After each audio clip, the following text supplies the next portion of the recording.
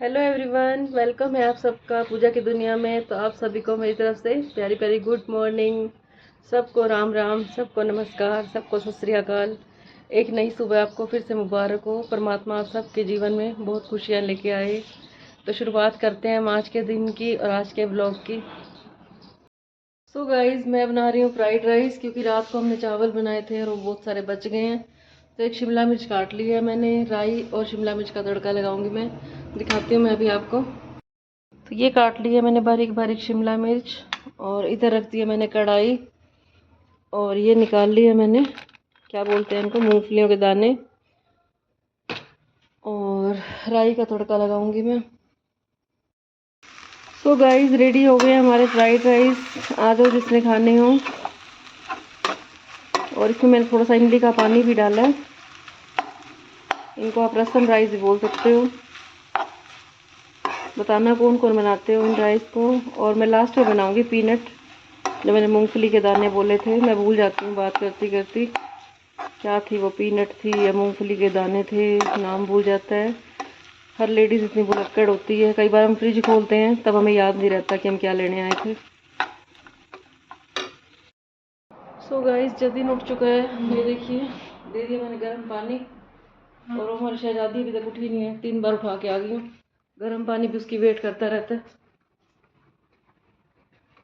वो देखो, पीली तो है, जैसे इसको आवाज आई है ना मम्मी उठ गई है, आजा। तो ये उठ चुकी है हमारी शहजादी। गर्म पानी बाहर रख दिया मैंने। क्या ठीक ही नहीं है तबीयत, जुकाम लग गया? तो गाय गिफ्ट लेके आए हैं, जतिन के फ्रेंड आए थे रात को, ये लेके आए हैं। एक ये बॉक्स था, और एक ये नीचे बॉक्स है, इसमें चॉकलेट है। और 2 ये बॉक्स हैं। ये पूरा रैप लेके आए थे वो, और ये इसकी पैकिंग है, ये देखो। और ये गिफ्ट लेके आई है खुशी की मौसी, जो हम पानीपत गए थे उन्होंने दिया था हमें ये। और ये निकाल के दिखाऊंगी मैं अभी आपको। और ये 3 हो गए हमारे पास सेम, 2 ये हैं और एक ही हमारे पास पहले था। तीनों भाई मिल गए हैं। ये भाई हैं बहनें हैं वो तो पता नहीं है। तो खोल दिया हमने ये बॉक्स, ये देखिए, जितनी इनका साइज बड़ा है ना, देख, जो मासी ने दिए। ये तो चल दो ना। हाँ, बड़ा है, बड़ा है ना, तो अच्छे लग रहे हैं ना। तीनों भाई मिल गए हैं, ये पूरी फैमिली इकट्ठी हो गई। और उधर खुशी बैठी है, चाय बनाऊंगी मैं। जुकाम लग गया खुशी को, मेरा ठीक हुआ और इसको लग गया। एक बार तो सबको लगना ही होता है, मौसम चेंज हो तो टेंशन नहीं लेनी चाहिए। और ये मैंने बना दिया चाय अदरक वाली। मैं खुशी से ठीक हो जाएगी चाय पीते ही, क्योंकि मैंने अपना जुकाम भी इसी से ठीक किया है, अदरक और काली मिर्च वाली चाय बना के। और मेरा बेटा क्या कहता है, अमना को नहीं लगा भाई जुकाम कदे भी और वो भी क्या बोल रही है, मेरे को कभी आज तक बुखार नहीं हुआ। और वैसे तो कहते हैं ये जुकाम और बुखार होना चाहिए कभी कभी, क्योंकि जो हमारे अंदर बीमारियां होती हैं वो सारी बाहर निकलती हैं। मुझे आज तक जिंदगी में नहीं हुआ। अब तू ये बात कर करके ना कर दियो, हर बार ये बोलते फिर भी नहीं होता। सुन लो भाई, क्या कह रही है वो, हर बार बोलते हो फिर भी नहीं होता। तुम्हारी माँ तुम्हें हेल्दी चीजें खिलाती है ना।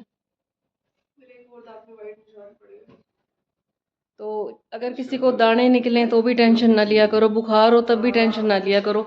छोटी मोटी बीमारियां तो आनी चाहिए, कोई ऐसी बात नहीं होती। बस भगवान घर में सुख शांति रखे। छोटी छोटी बीमारियां ऐसी घर के इलाज करके ठीक कर लिया करो। जैसे मैंने आज खुशी के लिए चाय बनाई है, काली मिर्च डाली है, अदरक डाली है। वैसे मैं 12 महीने ही डालती हूँ ये चीज़ें, तभी कोई दवाई लेने की जरूरत नहीं पड़ती, हम ठीक हो जाते हैं। और मौसम चेंज हो रहा है तो सबको ही खांसी जुकाम एक बार तो लगता ही है। सो गाइज, आज मैंने बनाया बैंगन का भरता, और दिखाती हूँ मैं आपको। बैंगन में मैंने डाला है प्याज, टमाटर और मटर। अभी दिखाती हूँ, तैयार हो गया। तो ये बना दिया मैंने बैंगन का भरता। ये देखिए, बताना किस किस को भरता पसंद है।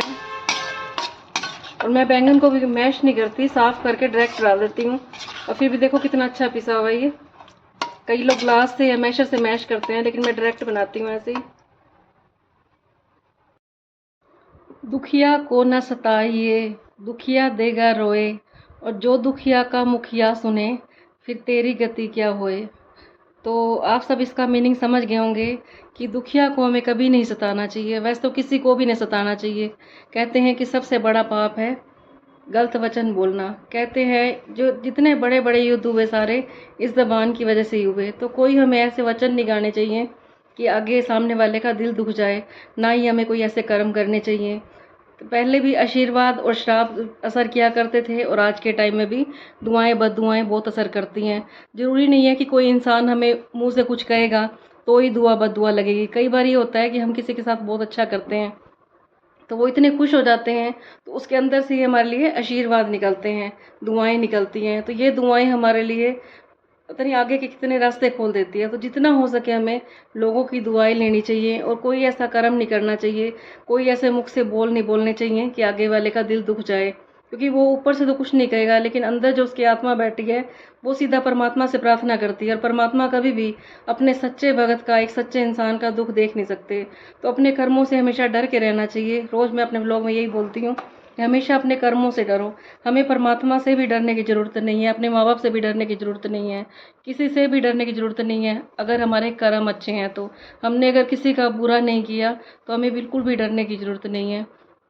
इसी पे मैं आपको एक कहानी भी सुनाती हूँ। कहते हैं एक बार एक राजा होता है, वो अपने मंत्री को बोलता है कि सबसे अच्छी चीज़ लेके आओ, जो सबसे अच्छी से अच्छी हो, मैं उसको इनाम दूंगा। तो सारे लेके आते हैं, कोई सोने जवाहरात लेके आता है, कोई कुछ उठा के लेके आते हैं, कोई अजूबे लेके आते हैं, लेकिन एक इंसान क्या लेके आता है, एक मृत व्यक्ति की ज़बान लेके आता है। तो वो कहता है ये तू क्या लेके आया? तो कहने लगा, जो मंत्री वो था, एक व्यक्ति जो लेके आया था, कहने लगा कि ये ज़ुबान सबसे अच्छी है, ये ज़ुबान ऐसी है कि इससे हम किसी का भी भला कर सकते हैं, किसी से दुआएं मांग सकते हैं, किसी के दिल में उतर सकते हैं, कुछ ऐसा काम करें तो वो राजा कहने लगा बात तो तुमने बिल्कुल अच्छी कही है। अगले दिन वो कहने लगा, जो राजा होता है अपने उसमें बोलता है सबको राज्य में कि सबसे बुरी चीज़ लेके आओ, जो इस दुनिया में सबसे बुरी चीज़ है। तो फिर लेके आते हैं, कोई गटर लेके आता है, कोई गंद कूड़े का ढेर उठा के लेके आता है, कोई कुछ लेके आता है। लेकिन वो जो व्यक्ति पहले दिन ज़ुबान लेके आया था मृत व्यक्ति की, अगले दिन वो फिर ज़ुबान लेके आता है। तो राजा ने इसको कहा कल तो कह रहा था ये ज़ुबान बड़ी अच्छी होती है भाई, ये कुछ भी करवा देती है, तो आज ये ज़ुबान क्यों लेके आई, गंदी क्यों हो गई? तो फिर वो व्यक्ति कहता है कि राजा जी, इससे गंदी कोई चीज़ है ही नहीं इस दुनिया में, क्योंकि बड़े बड़े युद्ध जो हुए थे इसी ज़ुबान की वजह से हुए थे। यही ज़ुबान है जो हमें किसी के दिल में बिठा देती है और यही ज़ुबान है जो बड़े बड़े युद्ध भी करवा देती है। तो कहते हैं कि भगवान ने हमें ऐसी वाणी दी है ये कि हम दिल में भी उतर सकते हैं और दिल से भी उतर सकते हैं। अब ये हमें डिसाइड करना है कि हमने कैसे वचन बोलने हैं। और दोहा भी है कि ऐसी वाणी बोलिए मन का आपा खोए, ओरन को शीतल करे आपू शीतल होए। तो अगर हम किसी के ऊपर क्रोध करते हैं, गलत बोलते हैं, कहते हैं क्रोधी मनुष्य दूसरों का नुकसान तो करता ही करता है, लेकिन दूसरों से ज़्यादा वो अपना नुकसान करता है। कहते कई बार आपने देखा होगा कि गुस्सा करते करते इंसान बहुत बौखला जाता है, उसको कुछ याद नहीं रहता, याददाश्त कमज़ोर हो जाती है, लेकिन वो व्यक्ति गुस्सा करना नहीं छोड़ता। जितना हो सके हमें अपने क्रोध को भी शांत करना चाहिए, क्योंकि क्रोध में हम तो जलते ही जलते हैं, लेकिन जो हमारे आसपास होते हैं वो लोग भी जलते हैं और बड़े बड़े नुकसान करवा देते हैं। तो जितना हो सके हमें लोगों को दुआएं देनी है और किसी को बद्दुआ भी नहीं देनी। कहते भी हैं कि श्राप हमेशा उसी का लगता है जिसका दिल साफ होगा। अगर हमें किसी को दुआ बद्दुआ देनी है तो हमें पहले अपने ऐसे कर्म भी करने चाहिए, क्योंकि दुआएं और बद्दुआएं हमेशा सच्चे इंसान की लगती हैं। ऐसे तो दुनिया में बहुत हैं, कई बार आपस में रिश्तेदार भी होते हैं, वो कहते हैं जा तेरे साथ ये हो जाए, लेकिन होता वही है जो उस परमात्मा ने चाहा हो। लेकिन हर इंसान के अंदर परमात्मा बसा है, अगर वो सच्चा है तो उसकी आवाज़ ज़रूर दिल तक पहुंचती है, परमात्मा तक ज़रूर पहुंचती है। तो जितना हो सके हमें शांत रहना है। और कहते भी हैं कि ये दुनिया एक ड्रामा है, बस इसे चुप होके सब देखते जाओ। सबका अपना अपना पार्ट है। भगवान ने धरती पे किसी को रावण बना के भेजा है और किसी को राम बना के भेजा है, तो सब ने अपने पार्ट प्ले करने हैं। तो जितना हो सके हमें राम बनने की कोशिश करना, क्योंकि रावण आज तक फूका जाता है और राम आज तक पूजे जाते हैं। तो अब तुमने डिसाइड करना है। कहते हैं राम और रावण की राशि एक ही थी, कृष्ण और कंस की भी राशि एक ही थी। लोग राशियों के लिए बहुत विश्वास करते हैं, लेकिन इन दोनों की राशि भी एक थी, कृष्ण और कंस की भी और राम और रावण की भी। तो राम को देवता बनाया था राम के कर्मों ने, और रावण को राक्षस बनाया था रावण के कर्मों ने। कृष्ण को भी देवता बनाया था, भगवान बनाया था उनके कर्मों ने, और कंस को भी बनाया था उनके कर्मों ने। तो अब ये हमारे ऊपर डिपेंड है कि हमने कृष्ण बनना है या कंस बनना है, हमने राम बनना है या रावण बनना है। तो राम और कृष्ण को तो लोग आज तक याद करते हैं, आज तक पूजा करते हैं, लेकिन रावण को और कंस को किस लिए लोग याद करते हैं? और कहते हैं कि आज तक किसी ने अपने भाई का नाम देख लो कंस नहीं रखा होगा। इन लोगों के तो कोई नाम भी नहीं रखते, कैकई हो गई, कंस हो गया, किसी ने इनका नाम नहीं रखा आज तक। बाकी सारे नाम मिलेंगे आपको, सीता नाम भी मिलेगा, राम भी मिलेगा, श्याम भी मिलेगा, लेकिन आज तक किसी ने मेघनाथ नहीं रखा देख लो। कोई राक्षस हो गए तो कोई नाम भी नहीं लेता, और उनके नाम रखने की तो दूर की बात रही। तो जितना हो सके हमें शांत रहना चाहिए। और मैं बीच बीच में ब्रेक लेके ऐसी बातें इसलिए बोलती रहती हूँ, मुझे भी परमात्मा का नाम याद रहेगा और आपको भी याद रहेगा। थोड़ी थोड़ी देर के लिए हमें परमात्मा का नाम जरूर लेना चाहिए। व्लॉग का तो मेरा सिर्फ नाम है, भाई मैं व्लॉग बनाती हूँ, लेकिन मैं ज़्यादा कोशिश करती हूँ उसमें परमात्मा का नाम लूँ, भक्ति का नाम लूँ, क्योंकि हमारे साथ जानी है तो सिर्फ हमारी भक्ति जानी है। ऐसे काम करें कि जाने के बाद भी हमें लोग याद करें। वैसे तो दुनिया घूमती फिरती है, फिल्में देख लो, दूसरे उल्टे काम करवा लो, लेकिन परमात्मा का नाम ही हमारे साथ जाएगा।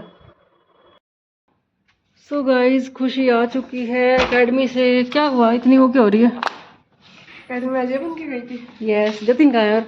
और देखो आज खुशी क्या बन के गई थी एकेडमी में। कुछ भी। कुछ भी। ठंडा है बाहर बहुत। पता नहीं, इनको जैकेट टिकट डालनी होती है। चाबी कहाँ है गेट की? लोक लगाया है नीचे। तो कहाँ चल रही है कोप पार्टी, ये देखिए। वो लड़की भी कह रही थी चाप वाली, हाँ, कहती ये सही है फिर तो, अगर काम आ ही रहा वापस गिरने के बाद। गिरने के बाद। सो गाइस, अब हम बात करेंगे कि भगवान को भोलेनाथ क्यों कहते हैं। भगवान को भोलेनाथ इसलिए कहते हैं क्योंकि उसे भोलापन पसंद है, चालाकियाँ पसंद नहीं है, तभी से उसका नाम भोलेनाथ कहा गया है। कहते हैं कि चालाक बंदा जो होता है वो अपनी चालाकियों में फंस जाता है, जितना मर्जी चालाक हो, क्योंकि कहते हैं चालाकों से भी चालाक जो है वो परमात्मा ऊपर बैठा है, उसके आगे सबकी चालाकियाँ फेल हो जाती हैं। तो जितना हो सके हमें भोलेपन से रहना चाहिए, क्योंकि चालाक बन के चालाकियाँ नहीं चलेंगी हमारी यहाँ पे, क्योंकि परमात्मा सब कुछ देख रहा होता है। दिन रात एक सीसीटीवी कैमरा हमारे ऊपर लगा होता है। अगर हम अच्छा कर रहे हैं तो भी परमात्मा देख रहा है, किसी के साथ बुरा कर रहे हैं, चालाकियाँ कर रहे हैं, तो भी परमात्मा हमें देख रहा है। इसके ऊपर मैं आपको एक कहानी सुनाती हूँ। कहते हैं कि एक बार एक साधु होता है, वो रोज भगवान को भोग लगाता है, और शाम होते ही भगवान को कहता है भगवान जी भोग लगा लो, बस लगा के फॉर्मेलिटी करके वो सो जाता है। फिर उसके पास एक भोला सा भगत आता है, दिन रात साधु से दीक्षा लेता है, शिक्षा लेता है, और फिर साधु कहता है कि आज के बाद भोग तुम लगवाओगे भगवान को। वो कहने लगा ठीक है। तो साधु रोज शाम को आराम से सो जाता है, और वो बोलता है अपने भगत को कि जाओ तुम भोग लगवा आओ। तो वो जाता है भोग का प्रसाद लेके, और कहता है राम जी आ जाओ भोग खा लो, राम जी आ जाओ भोग खा लो। वो ऐसे ही कच्चा लेके चले जाता है, बनाता नहीं है। वो कहता आलसी होता है वो बहुत ज़्यादा, लेकिन वो भोला होता है। कहता है अगर वो भगवान है तो वो अपने आप ही बना के खा लेगा। तो भगवान जी के आगे रख देता है, वो चावल रख देता है, आटा रख देता है, और कहता है भगवान जी लो खाना खा लो। और भगवान उसको दर्शन दे देते हैं। 1 हफ्ते बाद वो रोज़ ये काम करता है कि खाना उनके आगे रख के चला जाता है। 1 हफ्ते बाद उसको दर्शन देते हैं, और वो खाना खा लेते हैं और बहुत खुश हो जाता है। तो साधु को कहते हैं मैं खिला आया हूँ उनको खाना। तो साधु कहते हैं इसका दिमाग तो चला हुआ है, कहाँ भगवान खाते हैं, ये तो हमारा काम होता है भगवान को भोग लगाने का। फिर ऐसे ही काम चलता रहता है उसका। 10 दिन बाद वो फिर जाता है, वो देखता है कि राम जी सीता जी को भी लेके आए हैं साथ में। तो राम जी ने कहा आज तो खाना थोड़ा कम रह गया, क्योंकि मैंने सीता माता को भी देना है। तो वो कहता है कोई बात नहीं, आधा आधा कर लो, राम जी भी खाएंगे और सीता जी भी खाएंगे। तो वो कहने लगा जाके साधु को कि आज तो सीता मैया भी आई थी, मैं उनको भी खाना खिलाया हूँ। फिर साधु कहता है कि इसका तो दिमाग चला हुआ है, सीता मैया कैसे आ जाएगी, कौन आ जाएगा यहाँ पे। तो फिर क्या होता है, 1 हफ्ते बाद वो फिर जाता है और वहाँ पे देखता है कि राम जी, सीता मैया और बजरंगबली भी आ जाते हैं। तो फिर वो खाना लेके जाता है, और वो कहता है कि वो पहले से थोड़ा खाना ज़्यादा लेके जाता है। कहता है कि आप पहले सीता मैया को लेके आए थे, आप पहले बता दिया करो कि आपके साथ कौन कौन आएगा, मैं उसी हिसाब से खाना लेके आऊँगा। तो बजरंगबली भी आ जाते हैं, तो वो कहता है आज मैं आप तीनों के लिए चलो ये शेयरिंग कर लो खाना। तो वो तीनों को खाना खिला देता है। फिर वो घर जाके बोलता है साधु को कि आज तो सीता मैया भी थी और बजरंगबली भी आए थे, कल तो मुझे खाना थोड़ा और दे देना, क्योंकि उनको खाना कम रह गया था। तो साधु कहता है पता नहीं इसका दिमाग क्यों चला हुआ है, मैं इसके पास पीछे जाके देखूं तो सही। तो साधु भी उसके पीछे पीछे जाता है और देखता है कि वहां तो कोई भी नहीं है। तो कहने लगा कि तेरा दिमाग खराब हो गया, तू तो रोज कहता है आज राम जी आए थे, आज सीता जी आए थे, और आज तो तुमने बजरंगबली का भी नाम दे दिया, लगता है तुम्हारा दिमाग खराब हो गया है। वो कहने लगे नहीं ऐसा तो कुछ नहीं है। तो वो फिर कहता है राम जी को कि राम जी देखो ये मेरे को पागल कह रहा है, तुम इसको दर्शन क्यों नहीं देते। तो राम जी उसको कहते हैं कि ये तेरी तरह भोला नहीं है, ये बहुत चालाक है। तो मैं चालाकों को नहीं मिलता, मैं सिर्फ़ भोले लोगों को मिलता हूँ, तुम्हारी तरह सरल नहीं है। तो जो भगत होता है, वो साधु को कहता है कि राम जी कह रहे हैं तुम सरल नहीं हो, तभी मैं तुम्हें दिखाई नहीं देते, और वो भगवान से बातें करता रहता है। ये बात सुन के साधु की आँखें नम हो जाती हैं और कहता है कि तुमने मेरी आँखें खोल दी हैं। वाक़ई मैं चालाक हूँ, मैं तुम्हारी तरह भोला नहीं हूँ। फिर वो भगवान से प्रार्थना करता है कि ये तो बहुत आँसू बहा रहा है, इसको दर्शन दो। तो राम जी कहते हैं तुम्हारे कहने पे हम इसको दर्शन देते हैं। तो राम जी और सीता मैया उसको साधु को भी दर्शन दे देते हैं और साधु बड़ा खुश हो जाता है और वो अपनी सारी चालाकियाँ छोड़ देते हैं। तो जितना हो सके हमें भोले बन के रहना चाहिए, क्योंकि भोले भाव से ही भगवान मिलता है। कहते भी हैं भोले भाव मिले रघुराई, और तभी भगवान उस सबको, भगवान का जो नाम है सब उनको बोलते हैं भोलेनाथ। कोई उनको चालाक नहीं, नाथ नहीं कहते, क्योंकि चालाक बंदा सारी ज़िंदगी चालाकियाँ खेलता रह जाता है। कभी भी नोट करना, जो चालाक इंसान होएगा वो अपनी चालाकियों में ज़रूर फँसेगा। कहते भी हैं 100 सुनार की और 1 लुहार की। जितना मर्ज़ी चालाकियाँ कर लो, परमात्मा के आगे सब कुछ सामने आ जाना है। तो जितना हो सके हमें भोले भाव से रहना है, किसी के साथ बुरा नहीं करना, किसी के साथ छल कपट नहीं करना, क्योंकि परमात्मा सब देख रहा है। किसी के साथ हम एक बुरा करेंगे तो परमात्मा 10 गुना करके लौटाएगा, और किसी के साथ एक अच्छाई करेंगे तो परमात्मा वो भी 10 गुना करके अच्छाई हमें लौटाएगा। तो आज के व्लॉग का मैं यहीं पे एंड करती हूँ, और मेरे से कोई गलती हो गई हो तो मुझे माफ़ करना। और ये मत कहना कि सारा दिन ये तो ज्ञान की बातें ही देती रहती है, क्योंकि मैंने कल के व्लॉग में भी यही कहा था कि व्लॉग बनाने का तो एक बहाना था। ना ही मेरे को फ़ेमस होना है, ना कुछ। मैं तो सिर्फ़ यही सोचती हूँ कि जो भक्ति के विचार मेरे अंदर है, मैं सबको वो बताऊँ। अगर हमारी भक्ति की बातों से किसी एक का मन बदल जाए, तो परमात्मा देख रहा है। सबके साथ हमें अच्छा करना चाहिए, किसी के साथ बुरा नहीं करना चाहिए। और वैसे भी कि सारा दिन टीवी चलाने से अच्छा, इधर-उधर की बुराइयाँ करने से अच्छा, भगवान का नाम ले लिया जाए तो अच्छा रहता है। और पता नहीं कौन-सी लाइन हमारी ज़िंदगी को बदल देती है। तो जितना हो सके परमात्मा का नाम लेना चाहिए, छल-कपट से दूर रहना चाहिए। तो मिलेंगे हम आपको नेक्स्ट व्लॉग में। सबको गुड नाइट, शुभ रात्रि, सबको राम-राम।